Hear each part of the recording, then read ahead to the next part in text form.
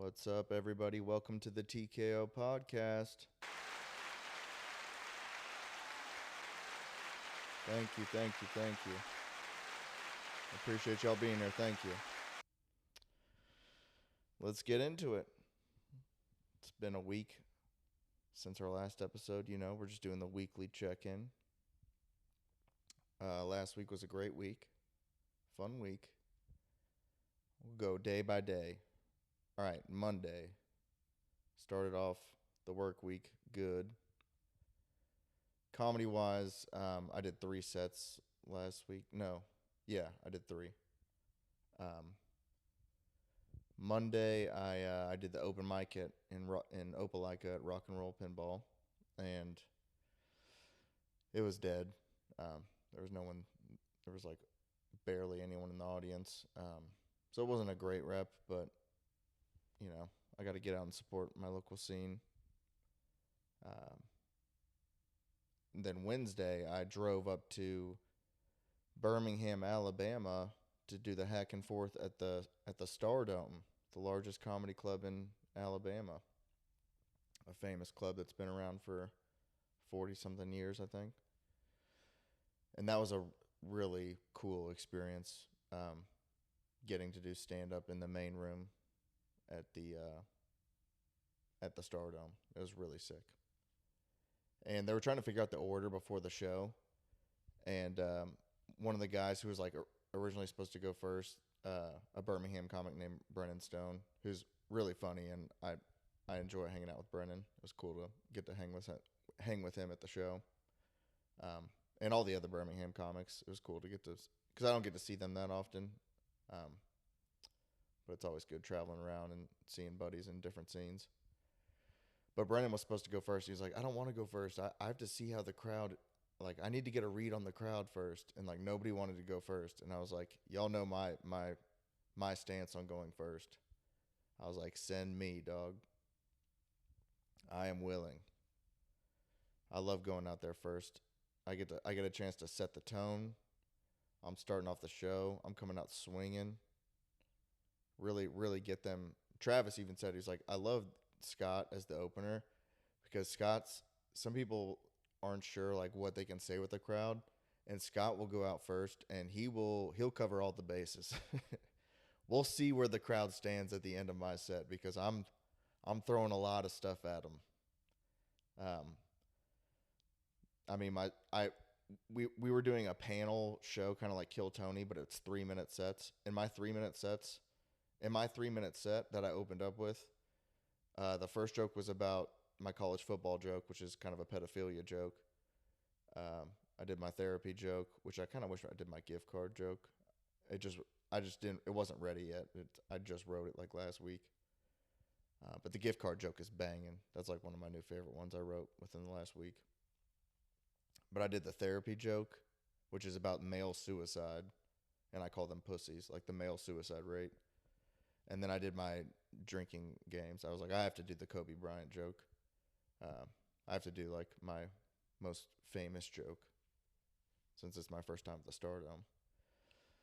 So man, I fucking set the tone. I came out first, and for the first 30 seconds of my set, the crowd, because I was wearing an Auburn polo, and as soon as I grabbed the mic and they said, y'all get up for Scott Walker, as soon as I grabbed the mic, the crowd just starts yelling the left side of the room is yelling War Eagle, and the right side of the room is yelling Roll Tide.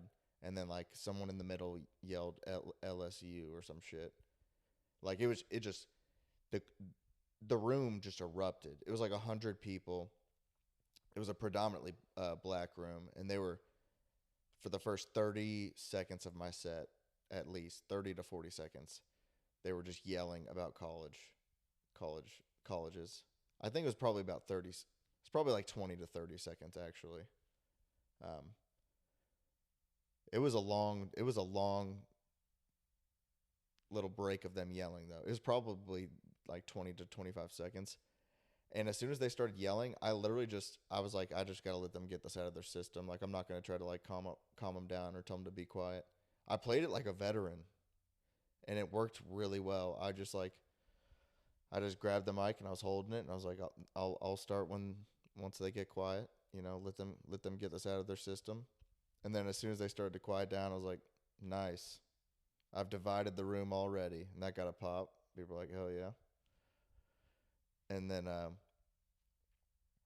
was like, based off of you all yelling, I assume we got a lot of college football fans in here. And they were like, yeah. And I was like, all right, perfect. I'm going straight into my college football. Because, like, if you're going to, they were yelling about colleges. I was like, I wasn't sure what jokes I was going to do. I kind of just went out there and I was like, I'll just feel the vibe. And then all of them yelling colleges. I was like, we're opening up with the college football recruiting joke. Like, we got to do it now. And then, dude, it crushed. Crushed. And the closing punchline was just like, man, I would offer that kid a full ride. And I'm like, the crowd was dying. Wild, wild to go first on a show in the main room of the Stardome, divide the room with my Auburn gear, and then open up with a pedophilia joke, and it murdered. That shit's wild. Y'all give it up for that. I ain't scared of you motherfuckers. DJ, kick it. Oh, yeah. Oh, that's that shit. But yeah, did my thing in Birmingham. That was fucking fun as shit. I had like a handful of White Claws. Only like 5. And then drove me and my buddy Reeve drove up and back together. I do like riding out of town to gigs with other comedians. Getting the riffing in the car ride there just gets me warmed up. That's why I like anytime we go to these open mics, me and my comedy buddies, we're just hanging out beforehand and just like making each other laugh. And that's one thing I notice when I go out of town, or I go on like it's just a solo journey. Like when I went to the Loft to perform 30 minutes, I was like, damn, I'm not riffing with like any of my buddies or friends right now. And that's usually kind of like what gets me in the zone to like do stand up. But yeah, I do like riffing on the car ride to out of town events with other comics. It's always good to riff. Just get the brain warmed up in a casual, friendly environment. And then Thursday we came back. I didn't sleep. I did not sleep good because I was just pumped up from Stardome, and I drank and did some Zins, so alcohol and nicotine, not great. So I didn't really sleep good at all Wednesday night. I felt like dog shit Thursday. Off of only fucking 5 White Claws and some Zins. I think the Zins are, I don't know. I was also pumped up from doing well at the show. So, I don't know. I just slept terribly. And then Thursday, I was just in the dumps. And I was like, fuck, I got to do a showcase tonight. And around 4 o'clock at work, I was like, fuck it. I'm going to drink like just 1/4 of this white Monster Energy that's in the work fridge. And I drank that. And it fucking hit me like I was getting revived by those fucking medical electric things that they give people for CPR or whatever, defibrillators, whatever they're called. And I couldn't like I had energy for the show that night, but like when I was in bed, I was having like cocaine heart palpitations. I was like, why? How did I barely drink any of that white Monster? And I'm having fucking cocaine heart palpitations in bed. This is crazy. So I slept terrible again Thursday night. So I basically got almost no sleep for 2 days. Did comedy back-to-back days. And then I was supposed to drive to Moultrie, Georgia, which is 3 hours away, on Friday night to do I was going to do 15 minutes, and I was going to stay in a hotel room and then drive back on Saturday. And I was like, I'm fucking sleep deprived as shit, dude. I'm like, I feel like I'm kind of in a weird mental state. Like I feel like I've been up for 3 days straight. I haven't slept since Tuesday night, is what it feels like. And I'm at work Friday. I was like, I need to go buy a bunch of creatine at GNC. So I went and got creatine gummies because creatine monohydrate is really good for mental performance when you're sleep deprived. Which I also sent that to my wife because she said she slept bad. I was like, yeah, I just got a bunch of creatine gummies. It's really good when you're sleep deprived. And I like sent her the link to the medical study. And then she responded, are you telling me that I should take creatine? Like there's like some sort of underlying suggestion that I'm trying to get her to do something. And I was like, you said you were tired this morning, so I was saying this is a good thing to do if you're tired. I was like, what? Are you think we're playing some sort of like? There's no hidden message in what I just sent you, if that's what you're trying to imply. Girls are like that. It's like, oh man, dude, I just got something new in the gym. I really love that machine. You should try it out sometime. A girl would take that as like, are you telling me that I need to work out? It's like, nope. I mean, it's crazy you took that there. Which my wife wasn't saying. She wasn't saying like I was like suggesting or anything. She was just like, it's just funny that I feel like girls just look into stuff too much, and it's like there's literally no hidden message in what I'm telling you right now. I sent you a link to a medical study, and just said, hey, if you're sleep deprived, creatine is good. So I munched a bunch of creatine gummies, and I was actually feeling really good after I hit the creatine gummies. And then when I was like, damn, yeah, I feel like I'm back in the game now. And I was like, maybe I will just hit another monster, just fucking. I'm basically Jason Statham in the movie Crank, you know. I just gotta keep my heart rate above a certain level, or else I'll die. So I just gotta fucking stimulate, shock my body. I guess maybe is what I was planning to do. Because I was like, we're up for 3 days straight, bro. Let's just hit that fucking. Let's just hit that white monster and get some more cocaine heart palpitations. We just need to get through one more day. We got to get to Moultrie, Georgia, and do 15 minutes.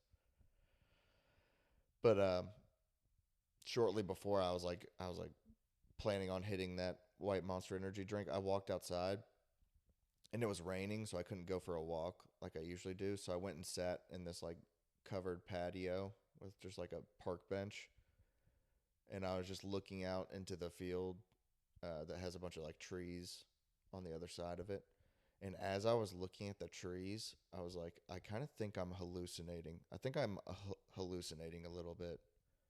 And then immediately, as soon as I said that, I was like, yeah, man, I'm too sleep deprived. I can't drive to Moultrie, Georgia tonight. So I had to hit up my buddy Malcolm. Shout out to Malcolm, TKO listener. I was really bummed about that, and he was cool. He understood that. I was like, dude, I'm genuinely worried about getting to Moultrie safely. Like I think I'm hallucinating. I'm so tired right now. I haven't slept since Tuesday, and here we are Friday. So I was a fucking insomniac, and but yeah, he was under Malcolm. Shout out to Malcolm for understanding. He was like, "Nah, man, I totally get it." So I'll be back down there sometime before the end of the year. My schedule's kind of fucked up, but I probably could in November. I'm booked out to like mid-November. It's crazy. The schedule's too packed. I do have like a couple weddings, and uh, I'm going on like a 4 day vacation, and then I'm going to Skankfest for 4 days too. So it's not all comedy, but a lot of it is comedy. I've got a lot of stuff booked for comedy the next 2 months. A lot, but shout out to Malcolm. He was like, "Yeah, no, man, I understand that," because I would never pull out of an opportunity like that. Like if I get a chance to do 15 somewhere, uh, I'm all about getting reps, dog. Like especially if I agree to do something. That's what really pisses me off is I only did it because I was genuinely worried that I would crash my truck on the way there because it's like back 3 hours of back roads as it starts to get dark, you know. Um, and I'm going off 2 days of no sleep, 2 nights of no sleep. So I was like, I gotta do safety first here, man, and I'll just have to make it up um, at another date, which I'm looking forward to. But my cold plunge came in, and this has been a big help. You know, after those 2 nights of rough sleep, I put together my cold plunge Friday, tried it out, slept like a baby. Cold plunging really helps your sleep quality. And then yesterday, ripped a hard Saturday. I ripped a hard 30-minute bag session, and then shortly after, did a 20-minute cold plunge at 45 degrees.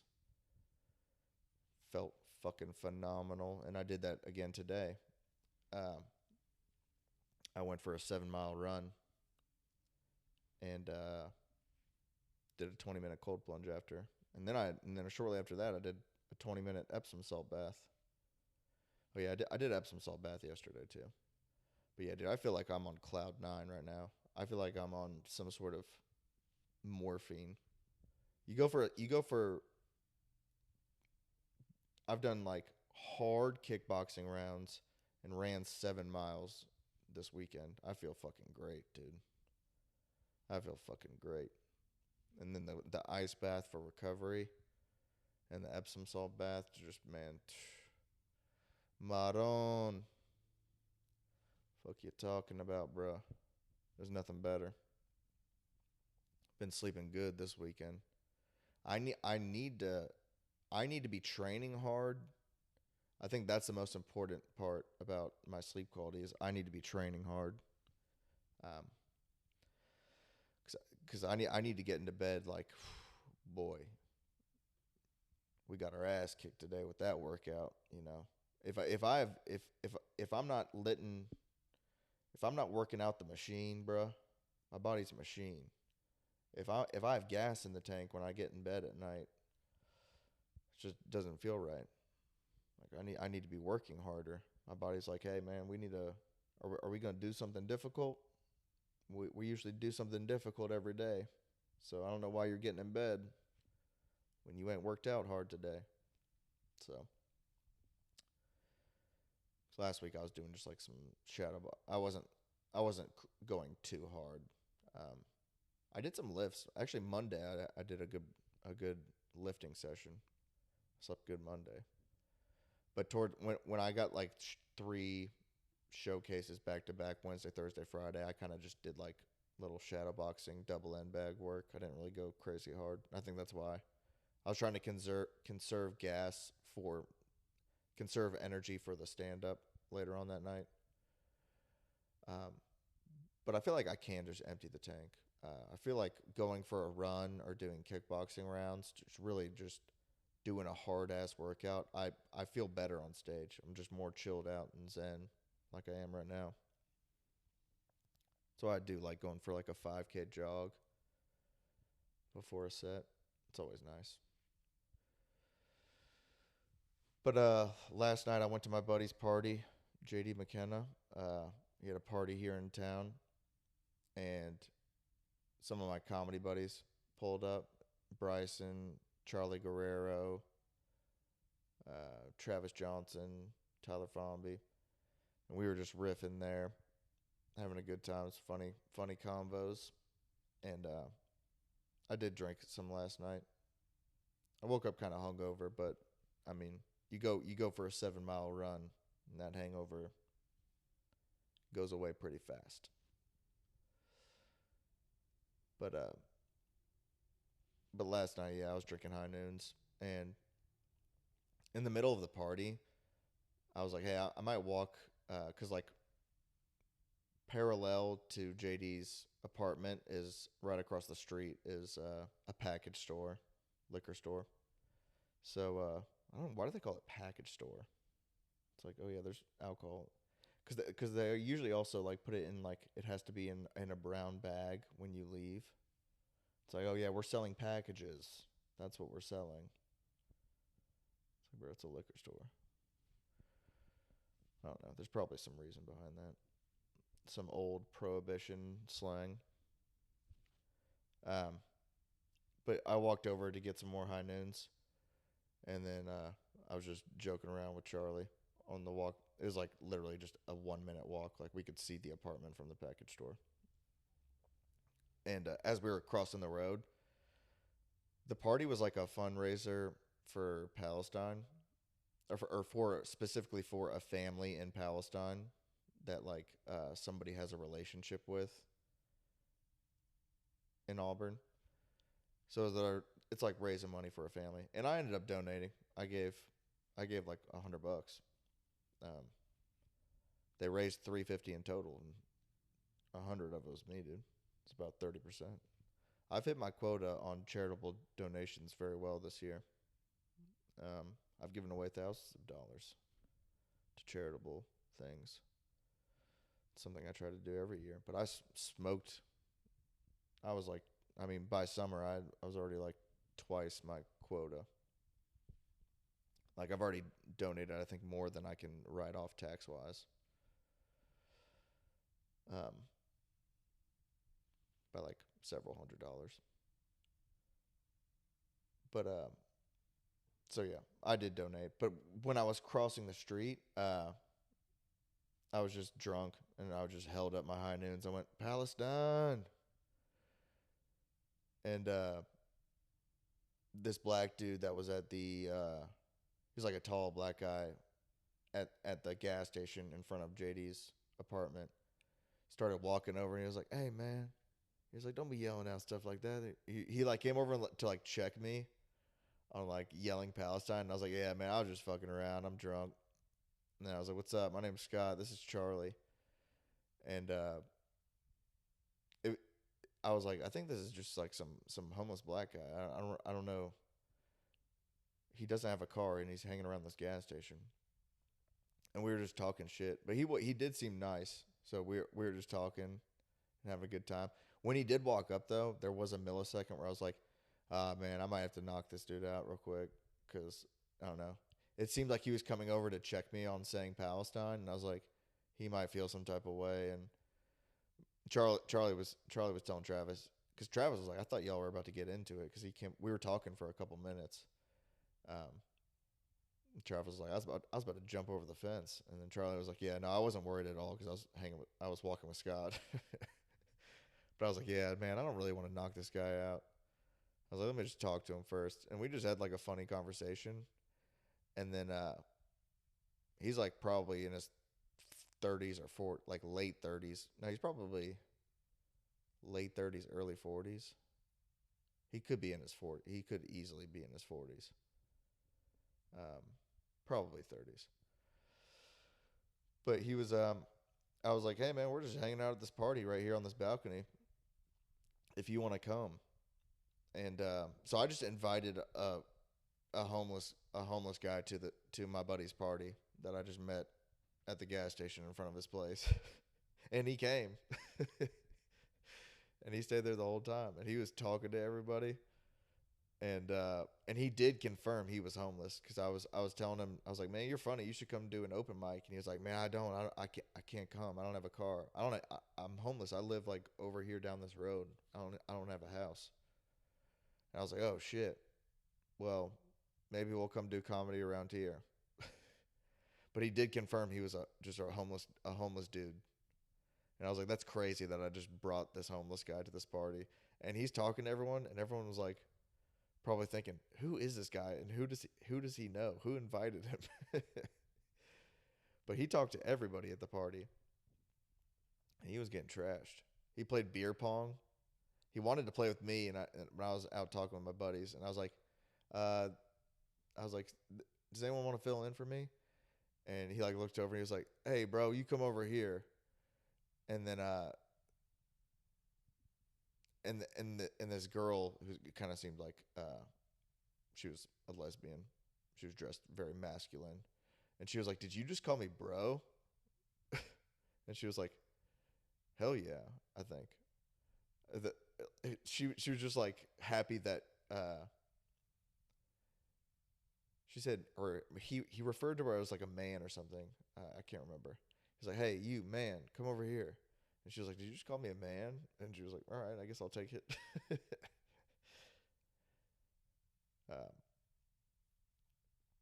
but yeah, Calvin was a menace, and they were like raffling out T-shirts uh, as like the prize for the donations. And when my buddy JD was making this whole speech about this family in Palestine, Calvin stood up off the couch in like this packed apartment and goes, "Nah, nah, I'm gonna be outside." And then he just walked outside, and then he kept on walking in, and like he was just being he was holding down the whole party. And so I just found a homeless guy and brought him to this party. And then me and Charlie were leaving at like midnight, and Calvin was still there, bro. Calvin was out on the patio smoking a cig. I mean, the party had fizzled down to maybe 20 to 30% of its capacity, um, at least half. But Calvin was in it for the long haul. Like I left at midnight, but that homeless dude Calvin was still there, and I was like, man, I hope this isn't like a liability. Like, I hope Calvin doesn't do some fucking crazy shit. And then they'll be like, what? Who brought this guy here? And I'll be like, I guess me. I guess I brought this homeless guy from the street into your party. It was just a funny thing that happened in the moment. Me and Charlie were just fucking around, walking across the street, and he came up and talked to us. And I was like fucking around with him as like a bit. And I was like, I want to keep this bit going. I'm just gonna bring this homeless dude to this party. But the party was for a good cause, and I donated, so I, that's my fee. You know, I'm gonna be generous. If you invite me to a fundraiser, I'm gonna be generous, but I will also invite a homeless dude to your party. Yeah, I'll donate to a good cause, but I will also bring a homeless person to your house. That's kind of diabolical. Hopefully, he didn't do anything crazy. Oh yeah, when I was at the Stardom, there was this blind comic who who did a set on the showcase, and he was sitting in the back while this black girl went up was telling this joke. She was like, "White people, raisins don't belong in potato salad." And this blind guy was just sitting in the corner of the room, and he goes, "I have never seen raisins in potato salad." And then I was kind of just sitting there like, "Well, yeah, you haven't seen a lot of things." Is what I was thinking. I was just like, "That's wild that he used the phrase never seen that." Um, and then he got up to go to the bathroom, and he was like, it looked like he needed help for a second. So I got up, and I was like, "Hey man, I can you go into the bathroom?" And I kind of like led him into the bathroom. And then when he walked into the bathroom, he was like, "Thank you, man, appreciate it." And then he flipped on the lights, and I was like, "Damn, does that help him in some sort of way?" So I was just like, I don't know, I was having a weird time tracking uh, whether this guy was blind or not. Because he said, "I have not seen that." And then turned on the lights in the bathroom. And then I went to the bathroom after him a little bit later, and there was piss on the floor. And I was like, "No, he's definitely blind." But he was cool. He was actually really funny too. And I felt weird getting up to help him to the bathroom because I was like, he has like a walking cane. I was like, sometimes I don't want to. I want people that have any sort of disability or ailment to be treated like anyone else. Like some people don't want help. They don't want to seem like they need help for everything. But I figured he would be cool with it, and he was. So I think it's not a bad thing just to offer. I think you should offer. And then if they say they don't need help, then you're fine. But I'm really pleased with how comedy is going, and really this whole year, man. I love this podcast. I enjoy sitting down weekly and just going over what I'm doing, what I'm up to, what I'm experiencing. Been doing a lot of reflection. Um, it's one thing I like about this reclusiveness, because like stand up gets me out of being reclusive, and it's important that I go out and get reps to get better at stand up. That's the main goal, is getting better at stand up, and to do that, you need to get reps, and so. But there's times where I'm like, man, I wish I could just have a nice, relaxing day at the house, and there's always gonna be time for those relaxing, reclusive days. But I do enjoy solitude because it is a chance to like reflect on things. Like on my 7 mile run, I was like going through what in my mind I was going through what I appreciate about each of my family members, and like how they've influenced me, and just things I respect about them as well. And um, yeah, just like sitting in the ice bath, I was thinking about, I can't remember. I was thinking about oh yeah, my progression as a comedian this year, and just this year has just been phenomenal in my progress at stand up. Um, like I feel like I'm getting to a point like with fighting. I know I'm a skilled fighter. Like that's something that nobody can take away from me. There's definitely people out there that can beat my ass, but when it comes to it, I do have like a very good understanding of fighting. Like I can walk into a gym and spar with professional fighters, professional MMA fighters, professional boxers, and I can hold my own respectfully. Um, but I feel like I'm starting to see glimpses of that in stand up, where like I know I'm funny now. Like I'm not trying to be a stand up comedian. I'm actually a good stand up comedian. And one of my buddies, James Young, texted me this week that he was at work, and he's like, "Man, I can't tell you." He's like, "Dude, the amount of times someone brought something up at work that reminded me of one of your jokes, to the point that I've had to retell them and they get laughs, just shows how great of a comedian you are, bro. Just wanted to tell you that." And I was like, "Dude, hell yeah. That's such a dope thing to hear from a guy who's been doing stand up for a decade."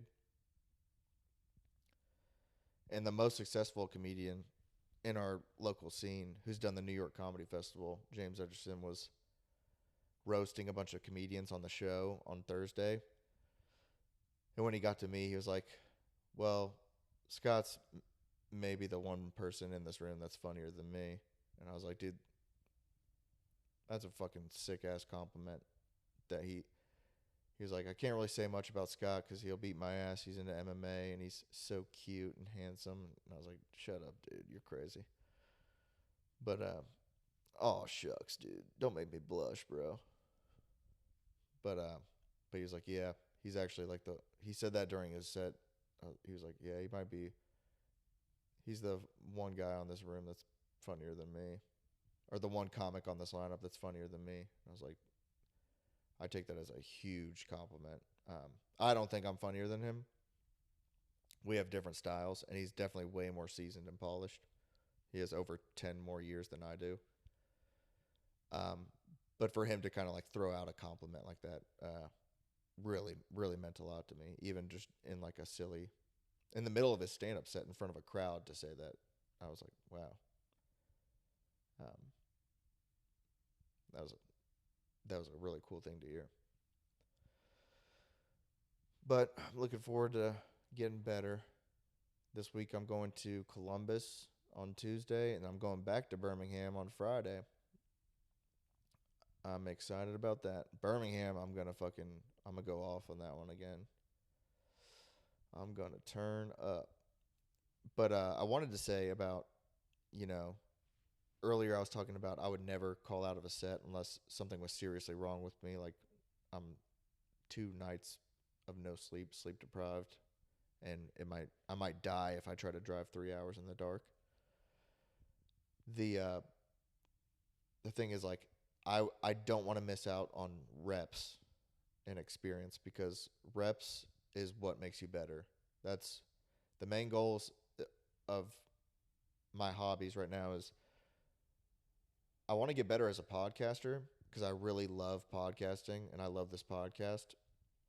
But the podcast in itself is actually a tool to make me better at stand up because I'm talking on microphones for at like almost an hour a week doing stand up, and then I'm also talking on microphones for almost an hour a week doing my podcast, and it's working a muscle of talking and holding a train of thought, into a microphone. So the main goal of me starting this podcast was it will help me with my stand up.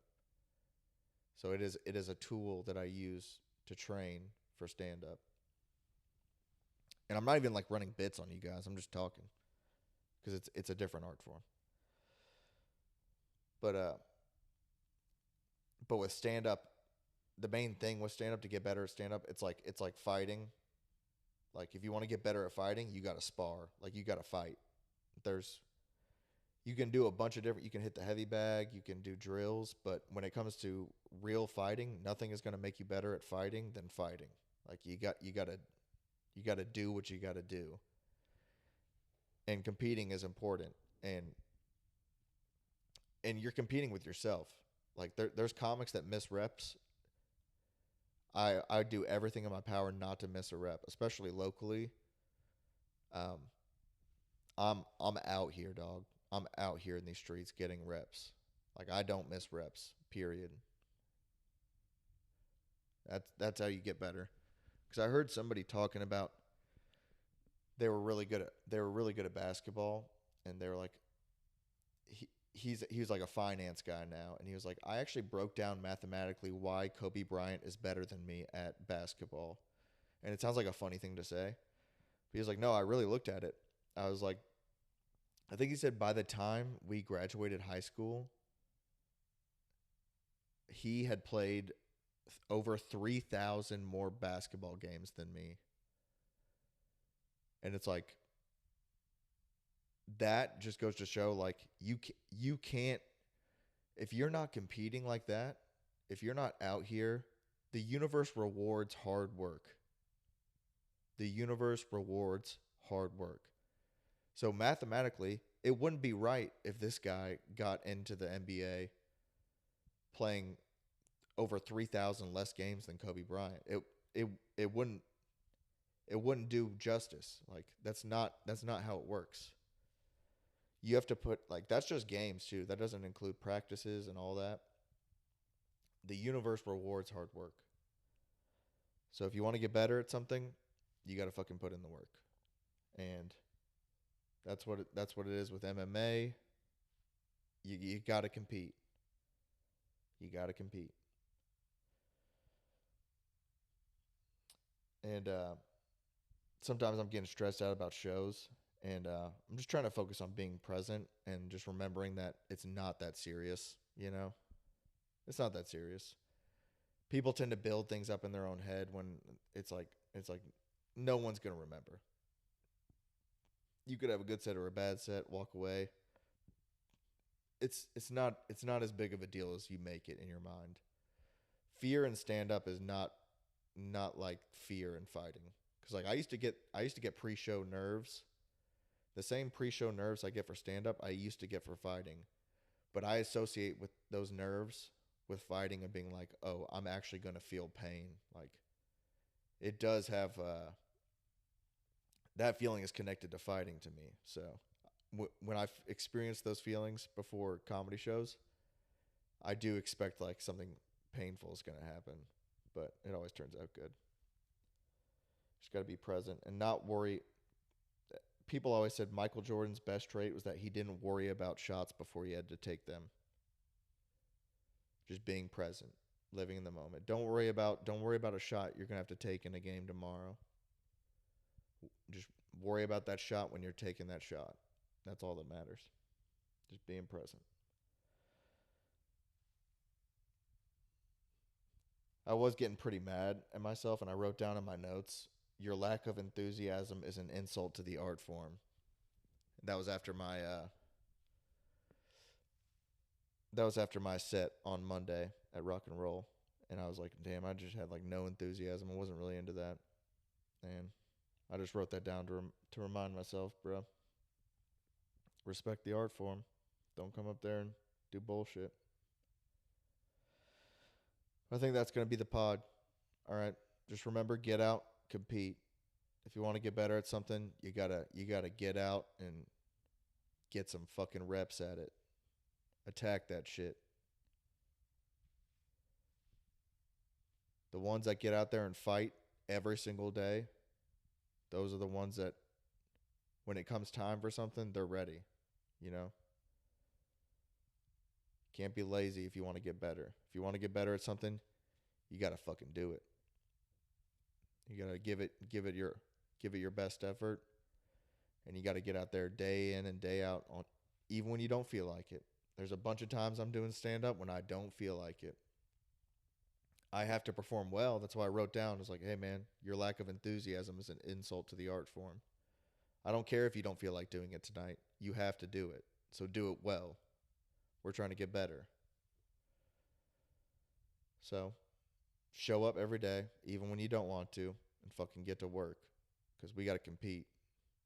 Competition is what makes you better. And stand up, I'm only in competition with myself. That's what it is. Competition is all about battling yourself on a day-to-day basis. On days you don't want to get there, guess what? I'm not going to let you win. I'm going to win. I'm going to go do it anyway and get it done. So get out there and compete and get better. Don't lose to yourself. You're in charge. Show up, get it done. Love you guys. See you later.